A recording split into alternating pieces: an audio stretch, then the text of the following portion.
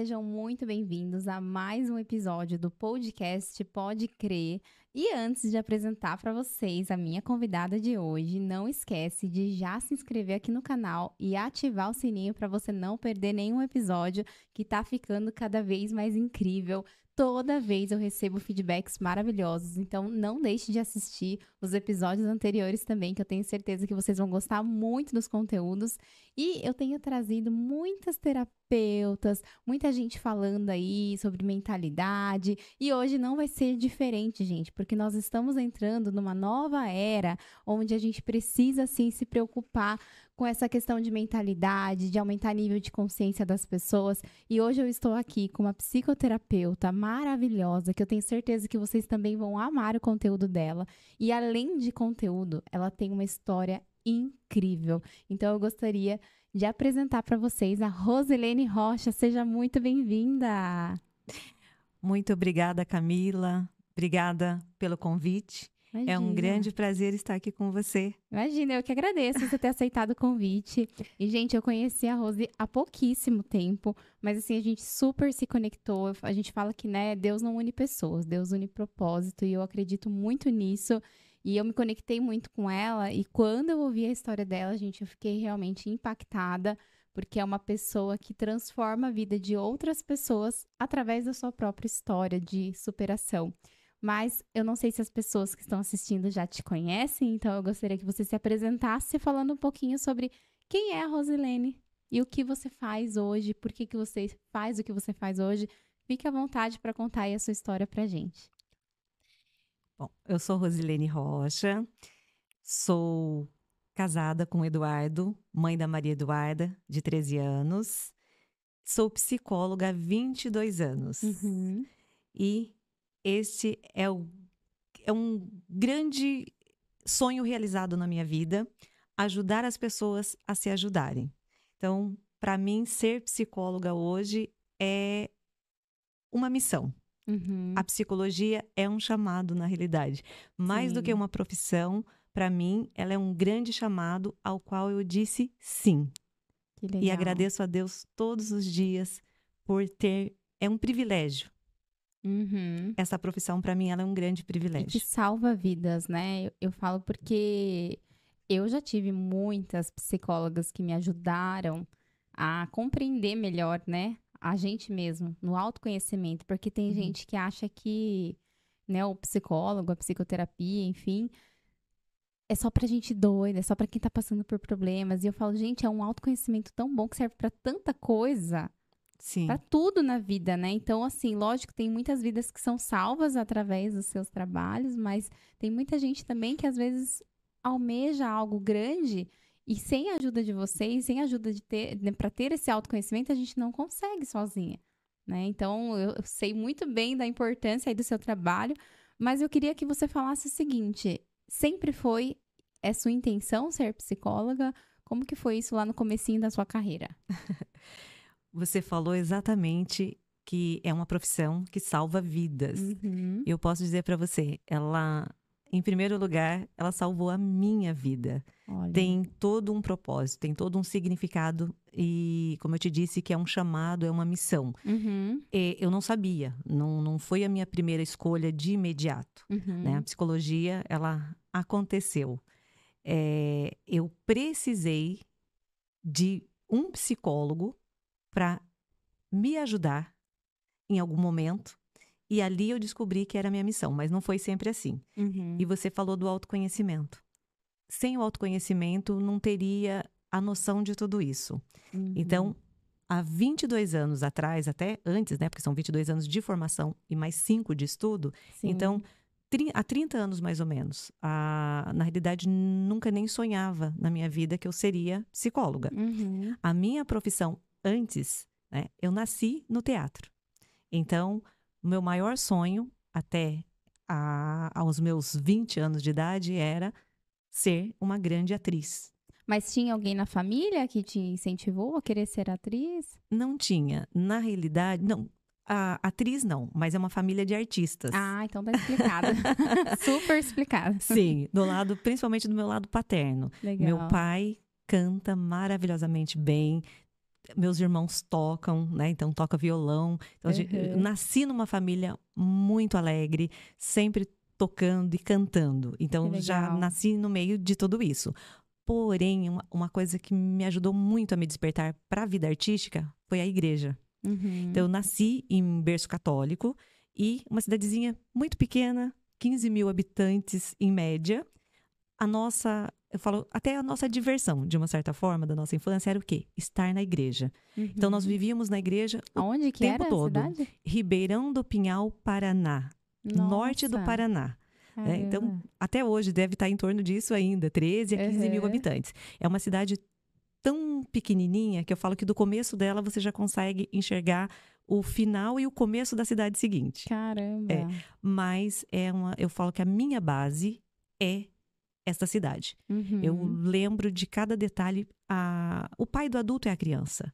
Então, a minha infância, quem me sustenta hoje é a criança que eu fui um dia. E a minha criança está lá. Eu fiquei em Ribeirão do Pinhal até 15 anos de idade. Mas toda a base foi na igreja. E estar na igreja nós éramos em 51 crianças, para você ter uma noção. De uma infância extremamente humilde. Mas o que nós fazíamos ali era puro milagre. De uma grande felicidade, tudo era possível. A gente acreditava realmente, olha a importância da nossa criança interior, Camila. Nós acreditávamos que tudo era possível e realmente era possível. Se tem uma coisa que nós não tínhamos, era dinheiro. Mas nós conseguíamos grandes projetos. Não tinha dinheiro para comprar uma roupa, para fazer uma foto, para nada dos nossos eventos. Olha, as coisas aconteciam. Mas isso tá na Bíblia, né? De certa forma, que quando você, né, pede crendo, Sim. As coisas acontecem. Pessoas surgem no seu caminho, tudo que você precisa vai surgindo e o dinheiro nem é necessário nessas horas.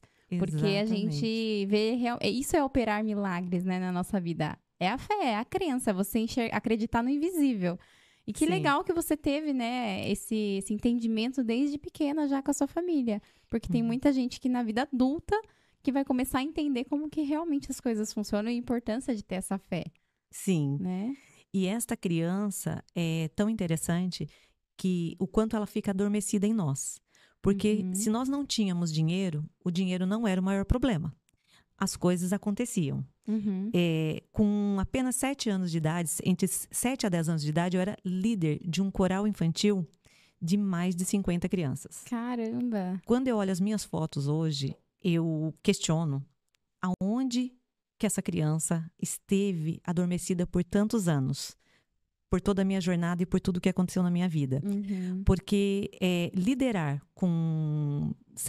entre 7 a 10 anos é algo nato, nasce com a gente, a liderança.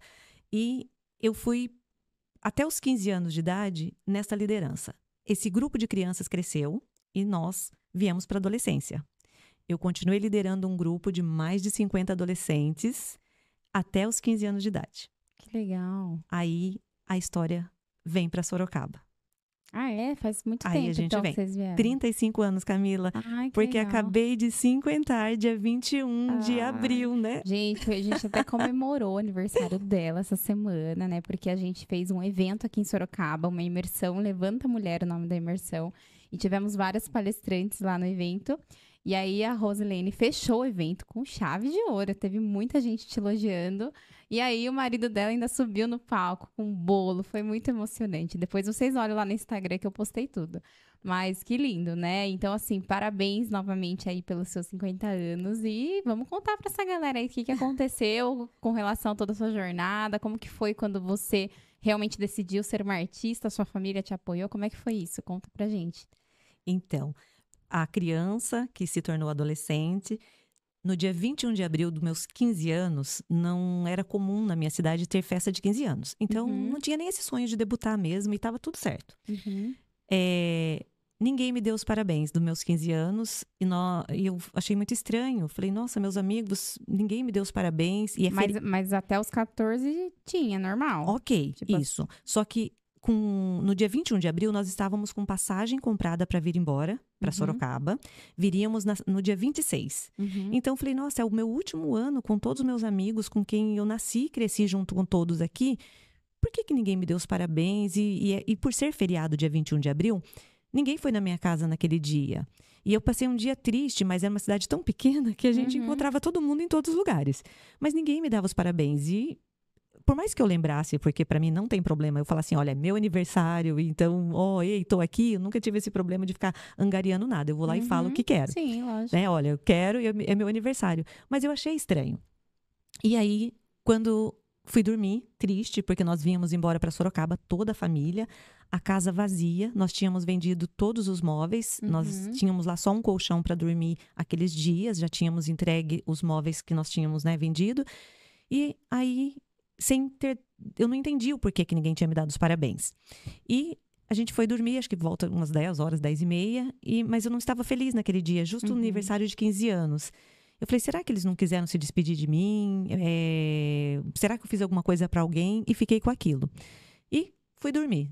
O meu quarto ficava bem de frente para a rua. Aquelas casas de madeira. Pensa numa casa de madeira bem antiga. Aquelas casas do Paraná, que hoje não são todas mais, já é alvenaria, mas a maioria, na minha época, era aquelas casas bem humildes mesmo. Inclusive, eu já fui pro Paraná uma vez visitar uma prima nossa que morava lá. E também era uma cidade muito pequenininha. E a casa era muito similar com o que você está me descrevendo aqui. E a maioria das casas eram assim mesmo lá, que a gente foi visitar. Bem casas simples, maravilhosas. Né? Piso, que a gente chamava de piso de vermelhão. A minha casa piscava. Literalmente dava assim, era um espelho, de tanto que brilhava. Era uma casa muito humilde, mas uma casa muito gostosa, muito acolhedora. Legal. E aí, fui dormir. Né? Triste, mas fui dormir. Acho que eu acabei assim, de dormir, creio eu que por volta de 11, 11h30, eu ouvi uma canção. Me emociona de lembrar. Foi lindo. Quando eu abri a minha janela, tava todo mundo lá. Sério? Cantando, eles fizeram uma surpresa pra você. Tem amigas mas judiaram, hein? 11h30, sacanagem. Podia esperar, sei lá, até 6 horas, né? Aí eu pensei, eu não esperava outra coisa deles. Olha, mais de... Se éramos em 51 amigos ali, né, que crescemos juntas, tinha umas 80 pessoas. As pessoas da igreja, caramba. as freiras, né, que foram muito importantes na minha vida também. Camila, quando eu abri as cortinas, estava tudo escuro, mas todo mundo com uma velinha na mão, né? Não é, hoje todo mundo tem celular. Nossa, me lembrou até aquele filme, não sei se você já assistiu aquele filme que o menino tá à beira da morte, lá internado, e a mãe pede oração, e todo mundo vai com uma velhinha lá na frente do hospital, e ela olha na janela, se emociona. Me lembrou muito você me falando isso, porque você às vezes não espera, né? Tanta gente assim, você ser tão querida por tanta gente. Então, eu por estar triste, como você falou, nossa, judiaram. Poderia ter sido mais cedo um pouquinho, né? Porque eu achei, se fosse hoje, acho que eu teria infartado. Mas quando eu olhei, Camila, lotado à frente da minha casa, e era aquelas casas de... a casa de madeira mais assim, chamava gradilho, eu não sei o nome que tem hoje, a cerca de madeira. Então, o portão era o quê? Era só uma tramelinha que você abria e entrava. Sim. Eles entraram bem quietinhos, né? Mas aí, quando eu escutei assim, Camila, abra pelo menos a janela. Nossa, tô toda veja arrepiada. como a noite é bela. Serenata pra você, pra você, pra você. Serenata pra você. Aí o padre, as freiras, meus amigos, todos com violão, tocando e cantando. Ai, eu achei assim que eu não ia aguentar de tanta emoção. E aí eu pensava, eu não esperava menos do que isso deles. E com bolo para cantar os parabéns. A casa vazia, móveis nenhum. Mas a sua família sabia dessa surpresa? Não sabia também. Não sabiam não. também? Todo Caramba. mundo acordou. Caramba. E aí abrimos a porta, né, da sala, sem móveis algum. Eles com comes e bebes. E tudo muito simples, aquele bolo simples. Pipoca, coisas assim, bem, sabe, pirulito, doces caseiros. Que doce caseiro tem cheiro de infância para mim. E todos sentados no chão. Porque não tínhamos os móveis mais. É algo, quando eu falei para você que eu me emociono, porque eu tenho lá, Camila, acho que 55 cartinhas de cada amigo meu na casa da minha mãe. Eu não levei para minha casa. Está na casa da minha mãe a minha caixinha com 55 cartinhas de amigos que não estão mais. Desses amigos, eu creio que mais de 10 já foram embora. Por um motivo ou outro, eu já perdi grandes amigos da minha infância. Então, quando eu vim embora dia 26 de abril de 88, 89, que dor. Não, foi uma despedida, né? Muito intensa. Muito intensa. Aí, claro que daí foram todos na rodoviária, um ônibus ligado ali, já com o motor ligado e todo mundo dando tchau. Mas você veio com toda a sua família? Com toda a família. Na realidade, eles vieram, ficamos minha mãe e eu. Antes meu pai veio para construir uma casa em Sorocaba pra gente.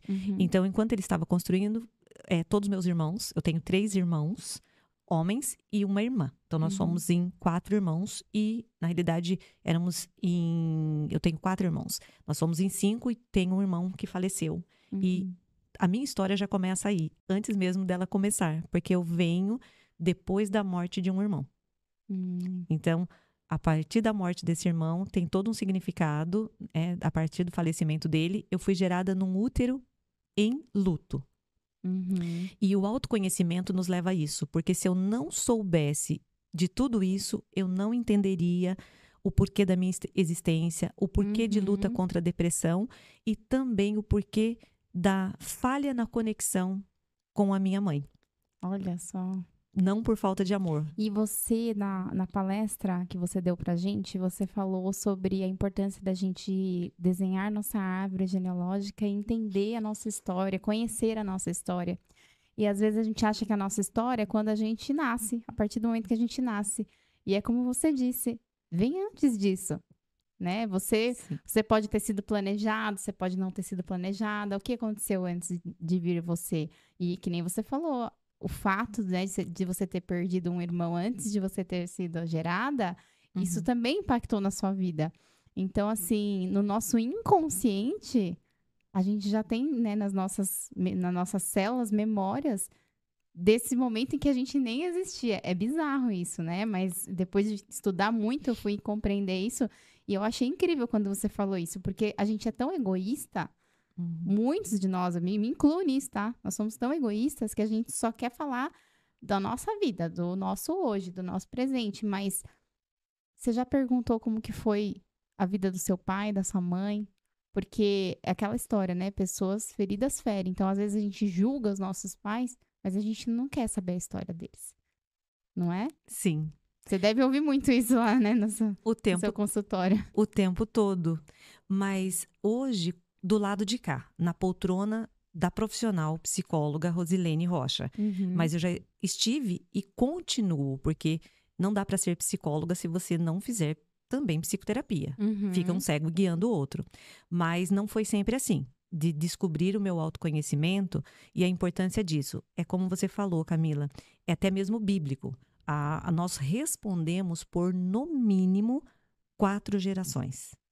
Quando a gente pega 4 gerações para cá, se você não sabe nem mesmo quem você é, como que você vai saber quem o outro é, quem você escolhe, inclusive, de repente, para ser seu cônjuge, seu companheiro, sua companheira de vida, quem são seus irmãos, quem são seus pais, qual a história deles? Quando você fala o momento da concepção, você foi desejada? Em primeiro lugar, claro que sim. Por Deus. Mas antes, quando a sua mãe soube da sua existência, isso traz um impacto gigantesco na nossa psique. E o autoconhecimento nos ajuda a isso. Então, quando eu falo para você que até os 15 anos eu só era uma pessoa feliz e não questionava nada. Eu só vivia. E eu vivia realmente aquela viver. Viver e não ter a vergonha de ser feliz. Então, não era o dinheiro, éramos tudo muito pobres mesmo, não faltava o que comer. Mas não tinha nada de grandioso. Nós tínhamos o necessário. E quando eu chego em Sorocaba, aquela criança e aquela adolescente que sonhava em ser atriz, fazer cinema, televisão e teatro, na minha cidade não tinha. Nós tínhamos Mas foi isso que motivou vir para Sorocaba ou tem algum motivo específico por ser Sorocaba? por ser uma cidade do interior, o que nós tínhamos? Minha família, nós somos da roça, tá? Até eu trabalhei na roça, mesmo desde pequena. Meus avós, meu avô tinha sítio, então era plantações familiares, mas era algodão. Meu tio, ele plantava algodão e a família trabalhava para ele. Então, trabalhar na roça, eu fui a que menos trabalhei na roça, mas todos meus irmãos trabalharam muito. A trabalhar no corte de cana, chegar em casa, só os olhos aparecendo, né? Todo preto ali, porque até então, acho que hoje não pode mais, mas antes era ateado fogo mesmo, né? Ali, então, se cortavam porque trabalhavam com aquele facão. Então, eu tenho todas essas memórias. Trabalhávamos no café e no algodão. Então, eram as 3 coisas. Então, nasci na roça. Meus pais vêm da roça. E quando o meu irmão mais velho, a quem eu sou muito grata, ele estava no evento com a gente, o Valdecir, e até eu dei muito um papel de pai para ele, depois já pedi perdão por isso, né? Quando eu fiz a minha constelação, quando eu constelei, na realidade, eu descobri que eu dava muito esse papel para ele e não é legal, porque eu tirei dele o papel de ser meu irmão mais velho, né? Mas ele veio para Sorocaba, eu falo que ele pegou aquele caminho totalmente... que era só mato, por exemplo, e ele deixou um caminho limpo para trazer a família. Então, ele foi muito guerreiro. Ele veio com 17 anos para São Paulo, então. Veio primeiro. E ele veio trazendo cada irmão. Então, ele saiu da roça, veio para Sorocaba, sofreu muito aqui, morando sozinho, literalmente, a gente chama lá no Paraná, queimando lata. Ele foi um precursor e muito guerreiro. Ele trouxe o segundo irmão, trouxe o terceiro irmão, aí ele comprou um terreno, trouxe o meu pai e trouxe a minha irmã, porque a minha irmã é mais velha do que eu, ela veio para cuidar deles. Tinha os pedreiros que vieram construir a casa. E eu falo que eu sou muito privilegiada, porque como caçula, eu peguei tudo muito pronto. Então, eu trabalhei bem pouco na roça, mas eu amava ir para colheita de algodão, amava ter meu dinheirinho desde de pequena. Então, quando a gente veio aqui, foi para ter uma vida melhor. Porque trabalhar na roça, quem já trabalhou sabe o quanto não é fácil. É uma vida muito sofrida, muito digna, mas muito sofrida. Então, viemos todos para cá. Aí, lá no aniversário de 21 de abril, dia 26, todos em Sorocaba. Então, chegamos aqui no dia 27 e, para mim, era tudo muito novo. Nunca tinha visto, para você ter uma noção, na minha cidade não tinha, eu creio que ainda não tenha, prédio. Então, quando eu cheguei aqui e fiquei vislumbrada com Sorocaba, né? Então, tudo era muito novo para mim. E eu olhava aquilo e falava, gente, eu me sentia assim, literalmente, numa metrópole. Isso porque eu nem conhecia São Paulo. E eu pensava, aqui eu vou realizar o meu sonho de ser uma grande atriz. Cheguei, acho que foi questão de 2 meses, eu já estava procurando escola de teatro aqui em Sorocaba. E realmente encontrei e falei, agora eu vou. Eu vou realizar esse sonho. Comecei a fazer escola de cinema, televisão e teatro. Legal. Fiz vários trabalhos bem legais. E ficar em Sorocaba já ficou pequeno, dos 15 aos 18. Qual era a minha meta? Rio de Janeiro.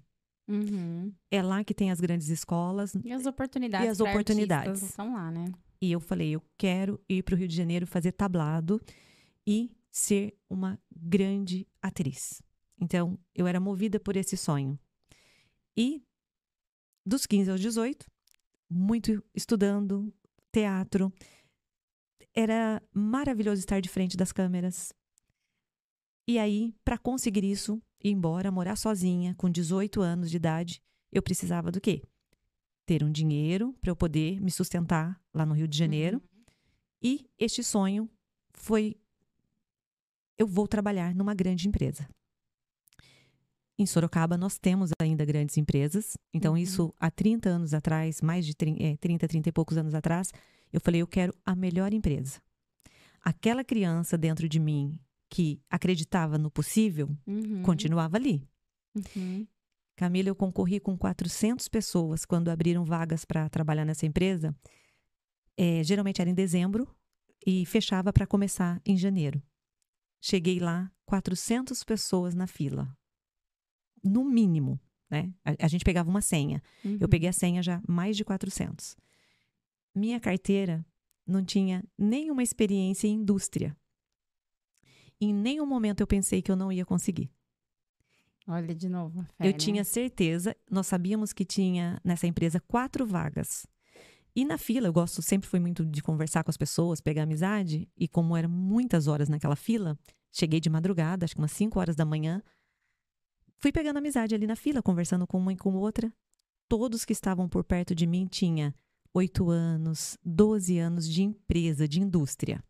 E aí elas falavam assim, nossa, é muito difícil entrar nessa empresa, porque é muito concorrência. Eu me sentia tão plena, eu acho que, eu não sei como eu falo assim, que era autoconfiança, era tão grande, e não era uma soberba, era uma autoconfiança mesmo. Sim. Eu tinha certeza que eu ia conseguir, porque o meu sonho era muito maior, e eu sabia que tinha um propósito para eu estar ali. E passei por todos os testes. A minha carteira era do comércio. Antes, de 15 às 18, eu trabalhei em comércio. Falei, gente, eu vou conseguir. Fiz a entrevista, fiz as provas, tudo que tinha direito e fui eliminando. De 400, já eliminaram vários, ficaram 12. E de 12, ficaram 8 pessoas. E eu estava entre as 8 pessoas. Sonho realizado. Vou começar a trabalhar nessa empresa, vou guardar todo o dinheiro que for possível aqui. Você foi selecionada, então? Selecionada. Uau, consegui a vaga. Que consegui a incrível. vaga. Hoje eu não trouxe meus uaus aqui, mas você vai receber muitos, tenho certeza. E Incrível. aquela certeza como é importante, né? A gente tem a certeza no fé, coração. A crença. E eu vou te contar uma coisa. Eu lembro que no meu segundo emprego, que eu já estava trabalhando em São Paulo, numa grande multinacional, eu decidi que eu queria fazer uma pós, uma MBA, porque eu via que as pessoas, né, que cresciam muito rápido na carreira, elas tinham um currículo, elas sempre estavam buscando mais conhecimento. Eu falei, eu também tenho que buscar esse conhecimento, eu também tenho que crescer, então eu também vou ter que investir nisso. E aí eu lembro que eu estava pesquisando, né, algumas opções de pós, de MBA e tal. E aí eu falei assim, nossa, eu queria fazer numa faculdade pública, só que é muito concorrido. E aí eu olhei lá e falei, nossa, mas esse curso que eu tô querendo fazer aqui é muita gente, tipo, eu sempre olhava a quantidade de inscritos versus a quantidade de vagas, né? Eu falava, meu Deus, é muita gente para pouca vaga. Eu falei, é muito concorrido. E eu nunca me esqueço que uma pessoa, uma jovem aprendiz, não, ela era uma trainee que estava na empresa e ela sentava do meu lado. E assim, a gente tinha se conhecido há pouquíssimo tempo, mas ela virou para mim e falou assim, Camila, quantas vagas você precisa? Eu falei, uma. Tem essa uma vaga? Eu falei, tem. Ela falou, é só isso que importa. Nossa, foi um tapa na minha cara ali, porque eu falei, realmente, não importa se tem 400, 500, 1000 pessoas. O que importa tem a vaga que eu quero. Eu só preciso dar o meu melhor e acreditar que é possível. E eu consegui essa vaga também. E eu falei, gente, é uma sensação, né, tão maravilhosa, porque você fala assim, a fé, ela move montanhas. E você não se preocupar com o como, com quem eu tô concorrendo, e não entrar nessa vibração do desespero, do medo, da ansiedade, é o que vai fazer você conquistar essa vaga. Então, por isso que essa autoconfiança que você fala, ela é tão importante. E aquela pessoa foi importante para mim naquele momento, porque eu estava já desistindo sem nem me inscrever. Então, por isso que é importante a gente também apoiar as outras pessoas. E a partir dali, eu comecei a ter mais autoconfiança. Então, é muito bom você falar isso aqui. Eu também estou compartilhando a minha história aqui para a gente inspirar outras pessoas a elas confiarem mais nelas mesmas, né? Mas continue essa história aí. Faz toda a diferença mesmo. Sim. Da gente acreditar. Eu lembrei aqui daquela historinha do passarinho, que ele estava deitadinho, com as perninhas para cima, e todos os amiguinhos passavam e falavam assim, o que você está fazendo aí? Você está doido, deitado aí com as perninhas aí para cima? Ele falou, não, é que eu ouvi que o mundo vai desabar. E eu tô aqui fazendo a minha parte. Aí os amigos falaram para ele assim, viu? E você acha que você sozinho vai conseguir segurar o mundo se o mundo desabar? Com essas perninhas, né? Perninha de passarinho, bem fininho, tão delicado. Ele falou, olha, sozinho eu não sei se eu vou conseguir. Mas se cada um de vocês também fizerem a parte de vocês, juntos a gente consegue. Se o mundo desabar, juntos a gente consegue segurar. Né? Então, é a questão da confiança, é como você falou. Você não precisava de todas as vagas, era uma vaga. Quando eu cheguei lá, se eu tivesse olhado aquela fila com mais de 400 pessoas, eu peguei uma senha de 400 e alguma coisa. Eu voltasse para casa, porque eu não tinha aquela experiência, eu não teria conseguido aquela vaga. Eu cheguei até a pensar por que eu não desisti. Porque a continuidade você vai ver o resultado disso, onde foi que foi parar toda essa minha autoconfiança, viu? Entrei trabalhar no segundo turno, porque até então não tinha experiência. As pessoas que entraram vieram para o primeiro turno e sobrou o segundo turno para mim. Mas tudo bem, porque eu sou uma pessoa que não funciona, meu cérebro não funciona muito bem na parte da manhã mesmo, então estava tudo bem. Eu trabalhava das 3 da tarde até 1 da manhã, 1h21 da manhã. E tudo bem, estava ali, aprendi e foi tão rápido. Eu sabia tanto o porquê que eu estava ali, Camila, que eu aprendi muito rápido o trabalho, eu adquiri uma experiência muito rápida, tive as líderes que me ensinaram tão bem que com 1 mês e pouquinho eu já estava dando aquela produção necessária. Com 3 meses, era um prazo que tinha para você passar na experiência, eu passei na experiência com glória, porque eu aprendi muito bem o trabalho. Mas eu aprendi tão bem por saber que eu estava ali de passagem, porque ali só era uma ponte para eu ir para o outro lado, que era realizar o meu sonho lá no Rio de Janeiro, como eu te falei. E o que aconteceu nesse meio do caminho? Eu trabalhava em linha de produção. Eu fui percebendo que as pessoas que trabalhavam ali junto comigo foram ficando doentes. E aí, quando você vai conversando, vai pegando amizades, você vai vendo, nossa, mas por que as pessoas estão se afastando? Que tipo de doença você diz? É uma doença, uma doença ocupacional que isto, em 96 e 97, Sorocaba foi a segunda cidade, né, do país com o maior número de pessoas afastadas do trabalho por essa doença ocupacional que, a princípio, ela ficou conhecida como LER. Lesões por esforços repetitivos. Tá. Depois, ela evoluiu para DORT, que é a distúrbio osteomuscular relacionado ao trabalho. Que desde lá da era da Revolução Industrial e tudo mais, conforme veio as coisas vieram mudando, vieram chegando o quê? As linhas de produções e tudo muito manual. Então, para você ter uma noção, eu era uma das melhores montadoras do setor. Porque pequenininha, braço magrinho ali, eu tinha uma agilidade muito grande. E como eu te disse, eu sempre era movida pela vontade de onde é que eu queria chegar. Em pouco tempo, eu não só batia as metas, eu ultrapassava as metas de produção. Só que eu não tinha noção. Quando eu estava olhando para o meu sonho e o que eu queria realizar, eu não tinha noção do que eu estava fazendo com a minha saúde física. Nossa. E a mental ainda nem tinha acontecido. Eu fui vendo que muitas pessoas, acho que por isso que eu entrei. Daí eu entendi que eu entrei porque eu passei e tudo mais, mas também porque até então eu era uma carteira branca, eu não tinha aquela experiência, eu era uma pessoa 100% saudável fisicamente para desenvolver aquele trabalho. Então, por isso que eu estava apta também. O engajamento foi muito alto ali, óbvio. Sim, só que aí, em pouquíssimo tempo, eu fui vendo as pessoas doentes e se afastando do trabalho.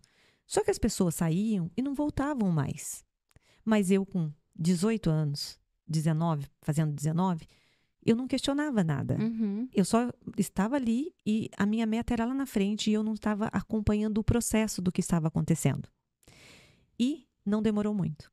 Em apenas 1 ano, eu comecei a sentir as mesmas coisas que os colegas que estavam se afastando também estavam sentindo. Nossa, e aí, super jovem. Super ainda, jovem, né? com 19 anos. Caramba. 19 anos.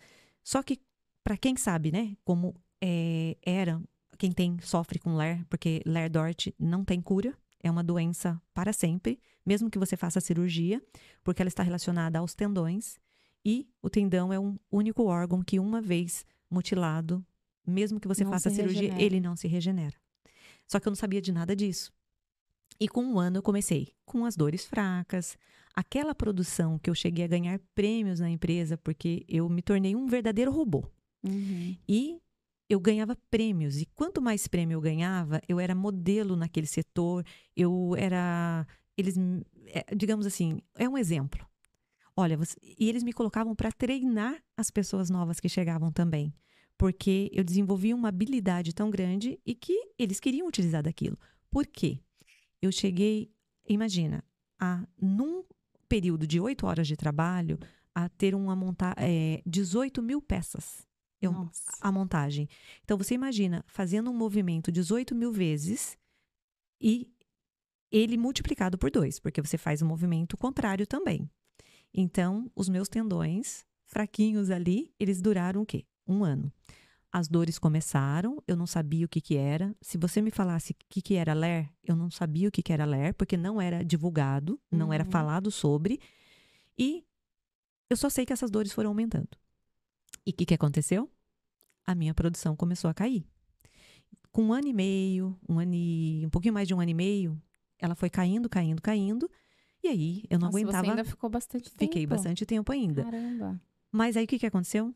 Eu comecei a perder realmente a mobilidade e já não conseguia mais segurar aquelas peças. E aí, a LER, ela não começa com a dor aguda. Ela começa, assim, você perder realmente, você começa com uma fraqueza. Aquela fraqueza nos tendões, aquela fraqueza nas mãos. Então, você demora para procurar o médico. Na época, era normal a gente não ir ao médico porque você estava sentindo, o que será que está acontecendo? Acho que é cansaço. Final de semana, eu fico em casa, melhora. Mas final de semana, hora extra. Feriado, hora extra. E eu entrei naquele meio e você passa a fazer parte daquilo e você não questiona aquilo. Foi o que aconteceu comigo. Quando começaram as dores, realmente aí eu vi, como diz, a viola em caco, como diz meu pai. As dores, elas intensificaram numa velocidade que aí eu não conseguia segurar um copo com água. Quanto mais leve fosse o objeto, menos eu conseguia ter. O movimento pinça. Então, foi caindo a minha produção e com isso eu fui derrubando as coisas. Eu não conseguia, eu estudava, né? Eu sempre gostei muito de estudar, então tinha o quê? Caneta. Não conseguia segurar uma caneta na mão. Uma coisa simples. Simples. Né? Quanto menor o objeto, menos você conseguia, eu conseguia segurar aquele objeto. Quando eu procurei o médico pela primeira vez, procurei o próprio médico da empresa, né? Aí, por eu ser muito curiosa, aí eu entrei no mundo o quê? Dos doentes. E de cara, eu já me afastei com a doença muito evoluída. O médico me deu 15 dias de atestado. Falou, olha, toma, já saí de lá com anti-inflamatório, remédio para dor, uma farmacinha. E eu pensei, 15 dias, eu vou até dar uma descansada, que eu estava bem cansada, melhoro e volto. 15 dias, não melhorou, nada melhorava. Voltei no médico da empresa. Ele falou, olha, vamos tentar voltar. Vamos ver o que acontece. Voltei. Não deu 1 semana, Camila. Foram questão, acho que de 3, 4 dias. A dor, totalmente, pior ainda.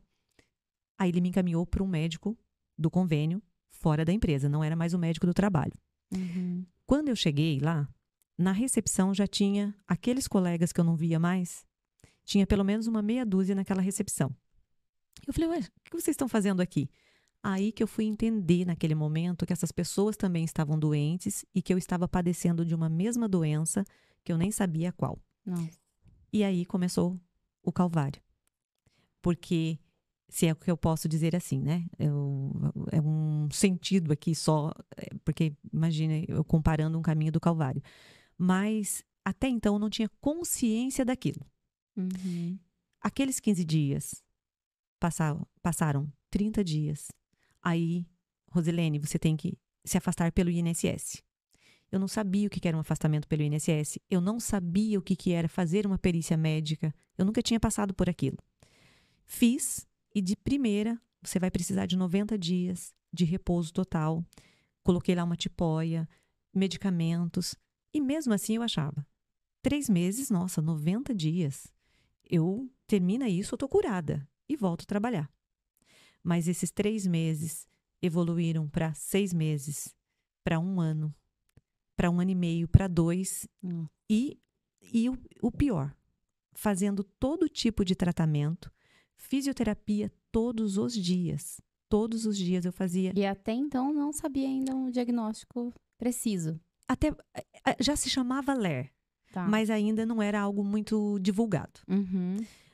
Aí, na minha curiosidade, eu comecei a ouvir que era uma doença psicológica. Então, os médicos colocavam assim, olha, é uma doença que não tem cura, é uma psicossomatização.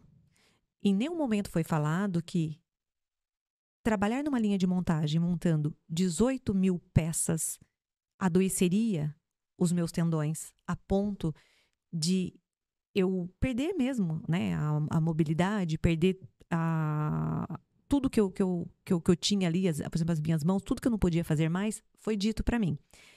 Mas eu falei, gente, tem alguma coisa errada. Se estão falando que eu tenho uma doença que é psicológica, eu vou encontrar nesse psicológico porque eu quero me curar disso. Porque eu não entrei aqui nessa empresa, concorri com 400 pessoas para ficar aqui desse jeito. Eu continuava querendo ir embora para o Rio de Janeiro fazer tablado e ser uma atriz muito famosa. E isso não estava acontecendo. Começou a instalar uma depressão.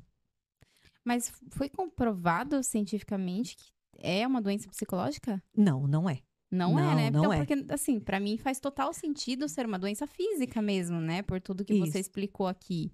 E assim, Rosilene, eu gosto de trazer temas polêmicos aqui pro podcast, porque tem coisas que não são discutidas no nosso dia a dia, as pessoas não têm voz, são julgadas, são criticadas, mas aqui é um espaço onde a gente tem voz, onde a gente pode falar o que a gente sente, o que a gente acha, o que a gente pensa e como que a gente muda isso aí na nossa história. Eu já trabalhei em indústria também, lá na Electrolux, e eu lembro que todas as vezes que eu chegava na empresa, eu me assustava com o número que eu olhava ali logo na entrada, assim. Porque era o quê? Era o número de dias sem acidentes. E aí as pessoas achavam super normal. Tipo assim, ai, nossa, que legal. Nossa, tipo, estamos há 1 ano sem morrer ninguém. Uhul! Falava, gente, cara, isso aqui tinha que ser... Não tinha que existir, entendeu? Não deveria ser normal as pessoas se afastarem, morrerem em linha de produção. Tinha que ter um cuidado mais, né, próximo. E eu falo isso porque eu tive que passar pelo processo seletivo e pelos exames para poder trabalhar ali, tá? Então, assim, realmente, os exames físicos eu fui lá, tô ouvindo, tá vendo, tô vendo. Fiz exame toxicológico, fiz vários exames e tal. Mas que nem você falou, ninguém nunca me falou dos riscos que eu iria correr ali.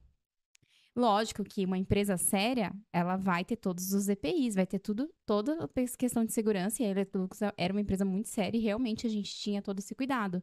Mas eu vejo muitas outras empresas que não fazem 10% da sua obrigação.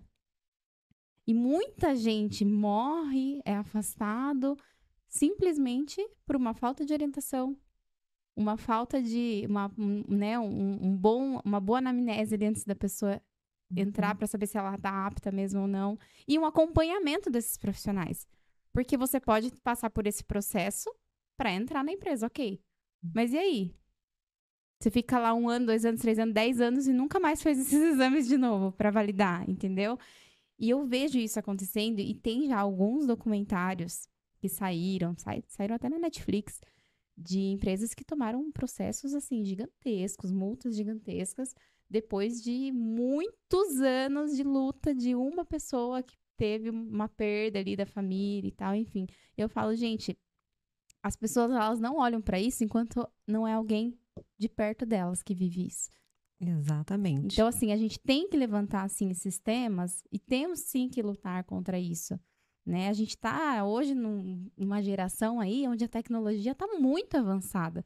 Então, assim, talvez uma coisa simples já poderia ter te resgatado ali naquela época, né? Um exame simples ali, periódico, ou simplesmente eles saberem qual que é o nível de produtividade que um ser humano é capaz de fazer.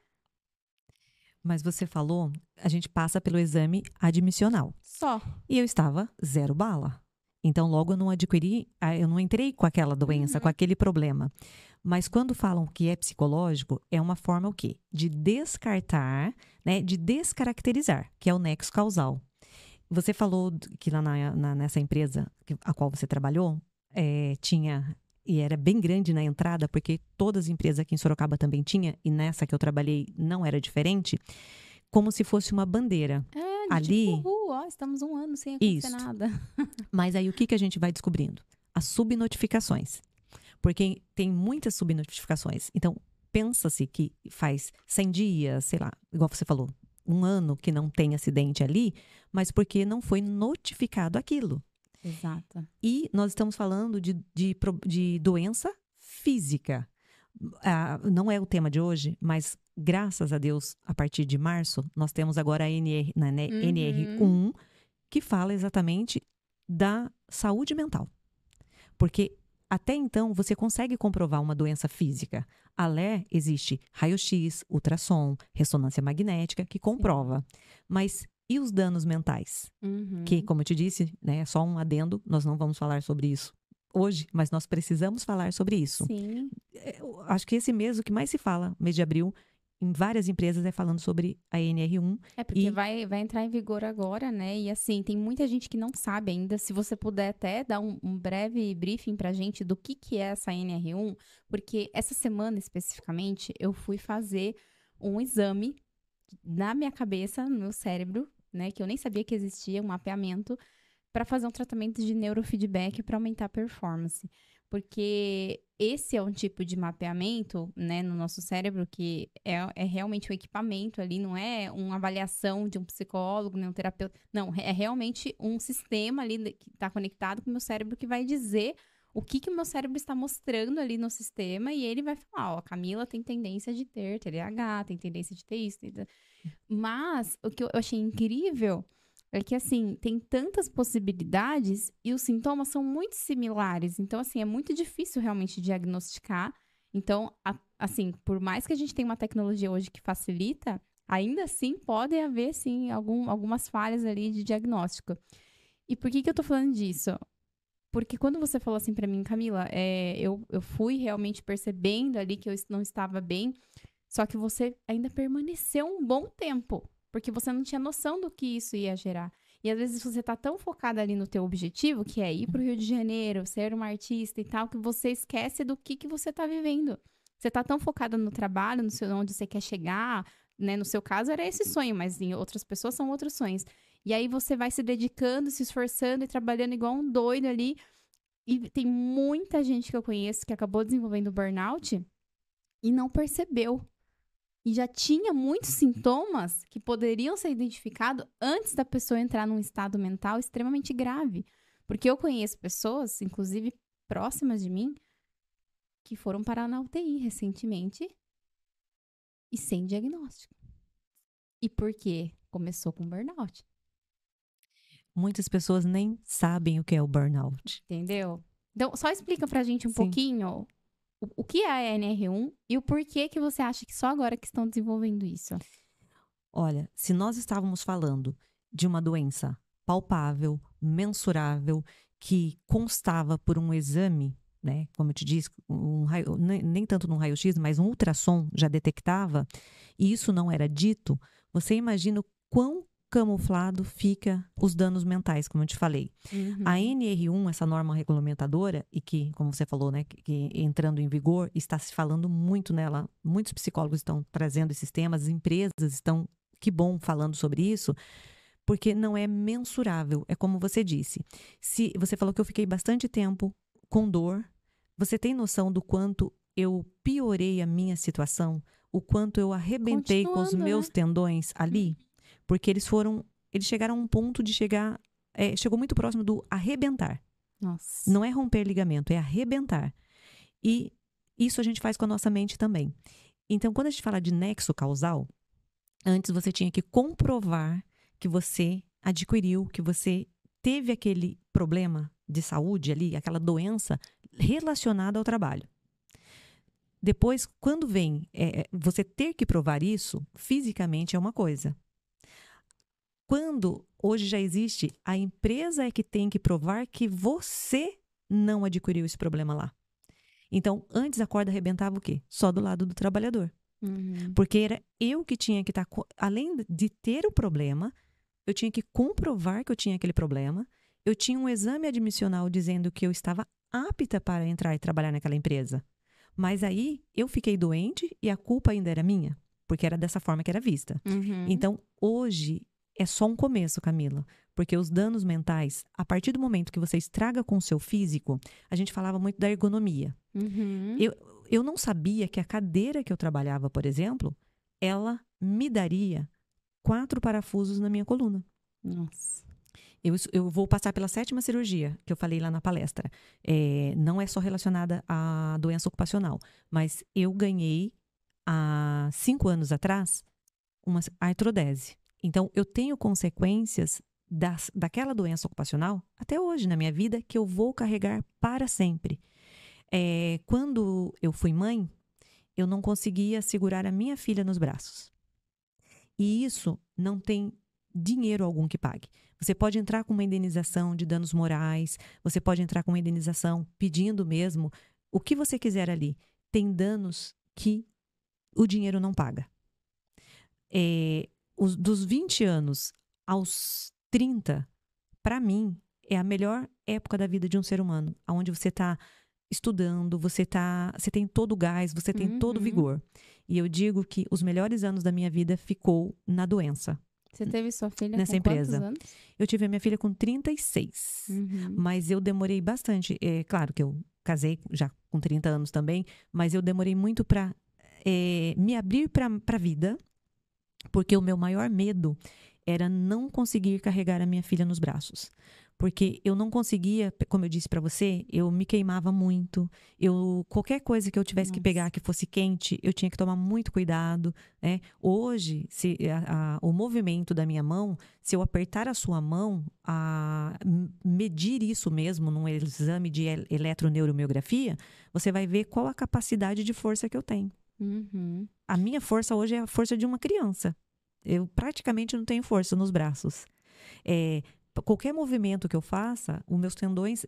Pensa num elástico, Camila. Sabe aquelas roupas bem velhas que tá no seu guarda-roupa?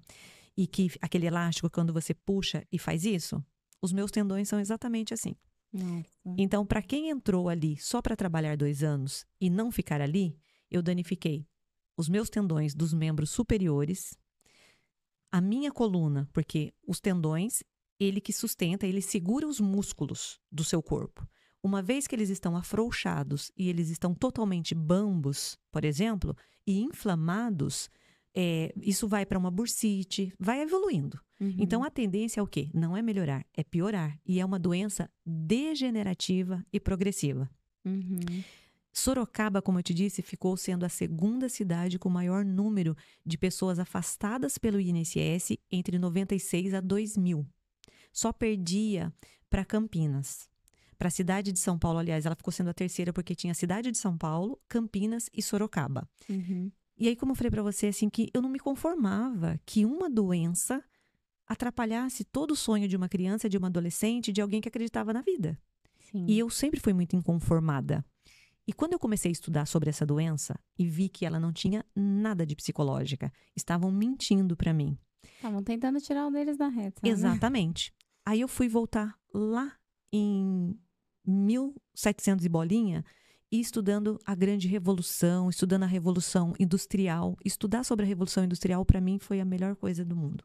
Porque, como você falou, eu vi a frase assim, Camila: homem sois, máquina não sois. Dessa época da revolução industrial. Olha só. Né? Que hoje a gente fala homem como espécie, né? Porque hoje as mulheradas, né? Nós já iríamos falar mulher, né? Estamos juntos, mas homem como espécie. Homem sois, máquina não sois. E eu percebi que eu tinha me transformado numa máquina. Como você falou, eu estava no processo sem perceber o que estava acontecendo comigo. Eu estava me matando. Mas eu não tive ninguém que falasse para mim que aquela cadeira destruída ia acabar com a minha coluna. E ia fazer com que eu ganhasse, como eu te disse, uma artrodese. No início da pandemia, eu fiquei 4 meses em cima de uma cama, travada. Eu só conseguia movimentar os olhos, esperando uma cirurgia por conta da pandemia.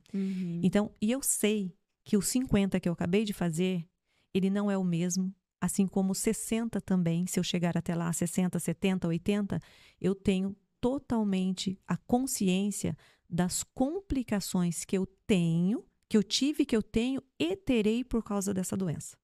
Ela faz parte da minha vida, ela faz parte da minha história. E quando você teve sua filha, como que foi para você?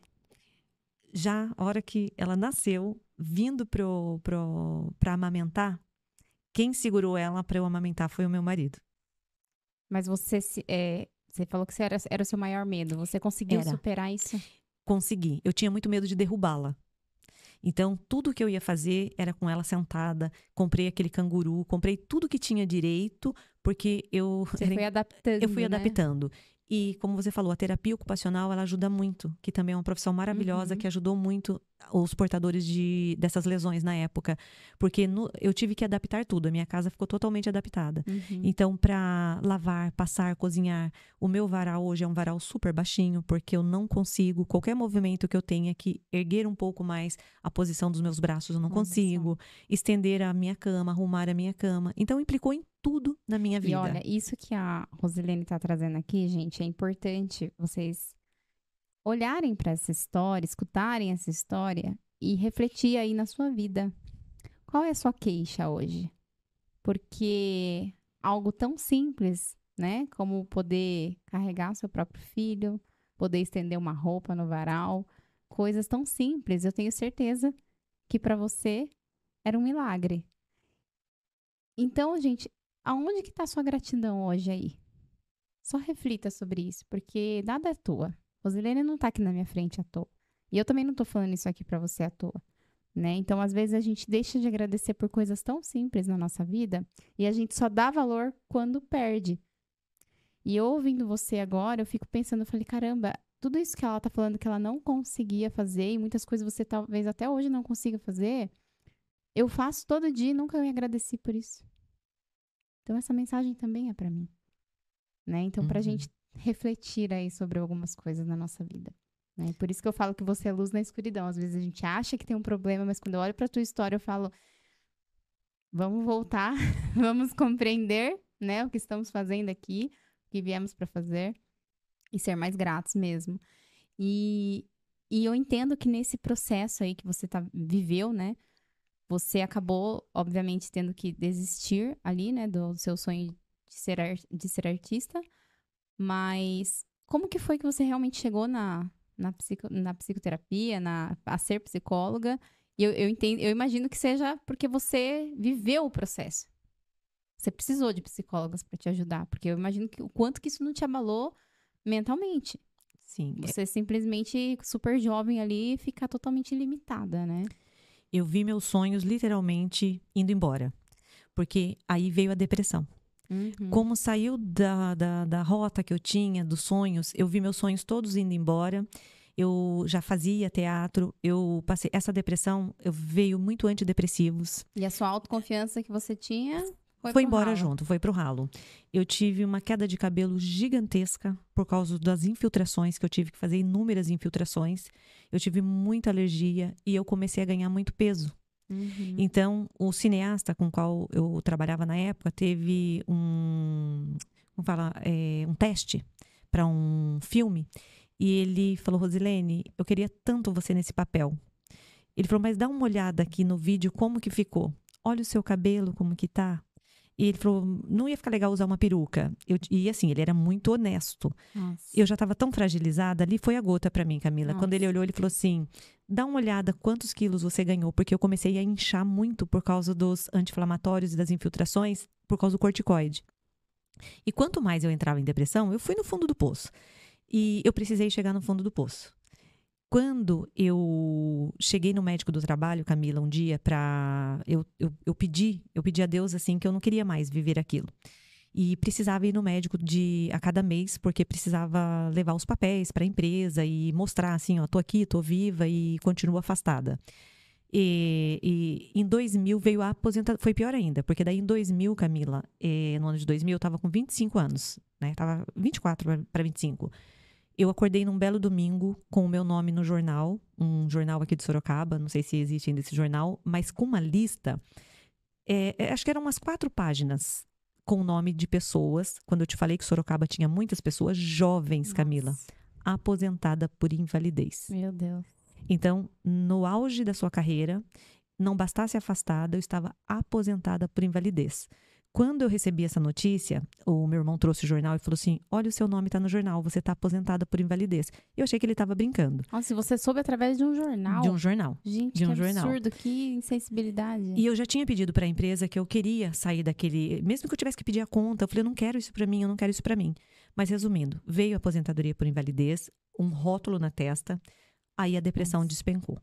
E aí eu não queria mais viver. Eu nunca tentei o suicídio, mas eu pensei inúmeras vezes em morrer. Eu não queria viver daquele jeito e eu falo que não é falta de coragem, porque uma pessoa que comete suicídio, ela é muito corajosa. Eu não vejo como uma falta de coragem de jeito algum.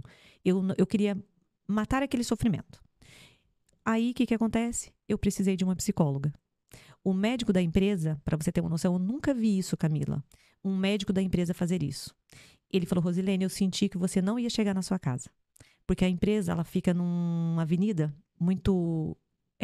passa muitos carros ali. E eu só pensava, a hora que eu sair, eu só vou atravessar aquela avenida sem olhar para os lados. O médico, eu não falei isso. Ele captou a minha mensagem. Ele me colocou no carro dele. Eu estava totalmente vulnerável. E ele me entregou na minha casa para os meus pais. Nossa. E ali, eu falei, eu preciso de ajuda. Uhum. Ele falou, Rosilene, ele pegou o celular dele e ele agendou para mim uma amiga dele, psicóloga. Na época, tinha umas 3 clínicas em Sorocaba, só. Ali eu conheci a melhor profissão do mundo. Em 8 meses, eu conheci uma profissional que ela me ajudou a me ajudar. E que ela, quando eu falo assim, através de Deus, é claro, ela salvou a minha vida. E eu falava assim, que profissão é essa? Que ela conseguiu, assim, trazer para minha consciência tudo que estava inconsciente. Resgatar algo que você achou que não poderia mais Resgatou ser a minha alma, tudo aquilo que eu achei que estava perdido. Uhum. E aí eu me encantei com a psicologia. E aí a psicologia chegou na minha vida como um chamado. Uhum. Eu nunca fui frustrada nesses 22 anos de formação, Camila, por não ter chegado no tablado e a Rosilene é uma atriz famosa.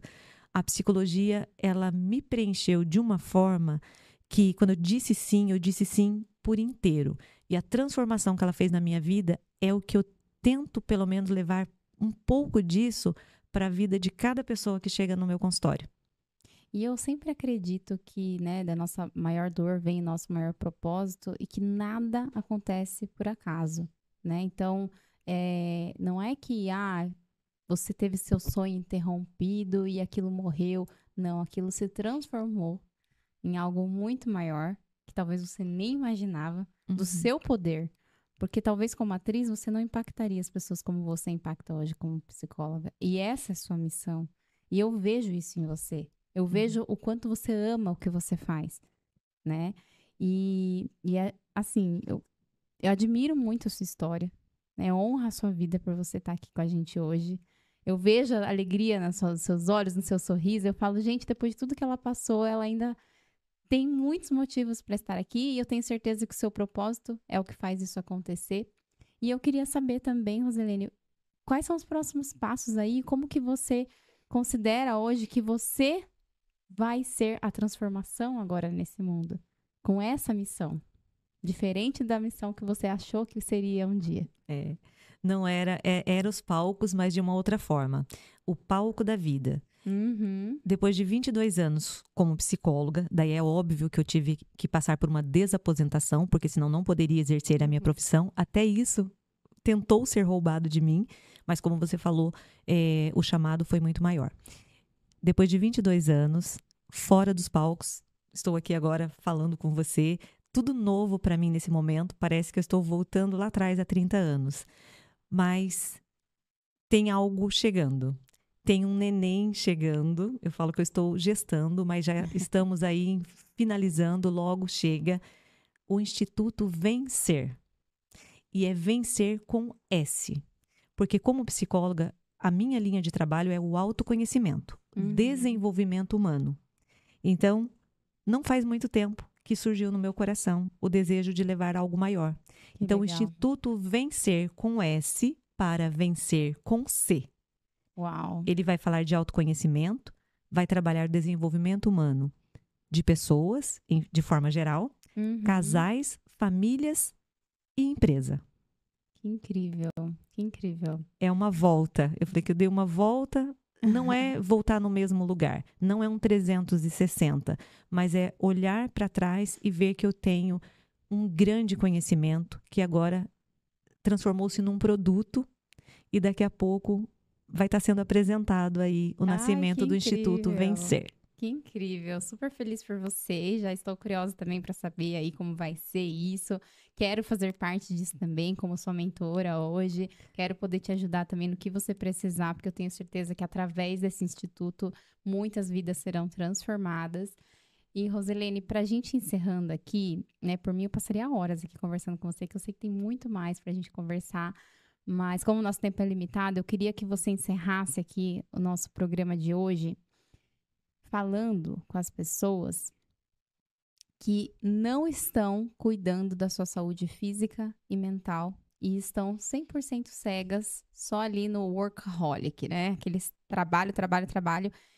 E não só a saúde física e mental, mas tem gente que não tá olhando nem para a própria família. Tipo, abandona a família lá e só quer saber de trabalho e esquece que o trabalho não é tudo na vida, né? Você tem que primeiro cuidar de você, para daí sim poder servir o outro. Então, eu queria que você, né, porque eu acho que você tem muito mais propriedade para falar sobre isso, porque você viveu isso. E eu tenho certeza que talvez se alguém falasse o que você vai falar agora, talvez você teria tido uma atitude diferente, né? E nada disso teria acontecido, mas como a gente falou, tudo é propósito. Talvez tudo isso aconteceu para você dar essa mensagem hoje para alguém. Então, pode olhar naquela câmera ali e ficar à vontade para falar o que você sentir no coração. Tá. Você já faz parte da minha vida, Camila, como minha mentora, e não quero mais desgrudar de você, viu? Porque não só como profissional, mas a gente se conectou como pessoa. E isso faz toda a diferença, viu? É verdade. Você já faz parte da minha vida, sim. Obrigada. Tá. Bom, Camila, você falou da palavra trabalho. O trabalho dignifica o homem, mas trabalhar sim, adoecer não. A palavra trabalho, quem realmente trabalha, só trabalha, ela vem do latim tripalium, que significa instrumento de tortura. Então, quem estiver só trabalhando está passando por um instrumento de tortura. E a gente acaba nesse mundo pós-moderno, era digital, onde tudo se resolve num clique, muitas vezes a gente acaba deixando de olhar para dentro de si. A gente resolve tudo para fora, mas a gente não olha para dentro. E quando eu deixo de fazer esse mergulho interno, a fazer essas perguntas, quem sou? De onde vim? Aonde estou? Para onde vou? Qual o significado da minha existência? Qual o meu propósito de vida? O que eu estou fazendo aqui? Por que eu estou aqui? E para quê? E para quem? Aí, como você falou, Camila, tem pessoas hoje, famílias inteiras, que a esposa avisa o esposo que o jantar está pronto pelo celular. O filho está no quarto, são as famílias, cada um literalmente no seu quadrado. Então, não fica mais todo mundo à mesa para cear juntos. Isto faz falta.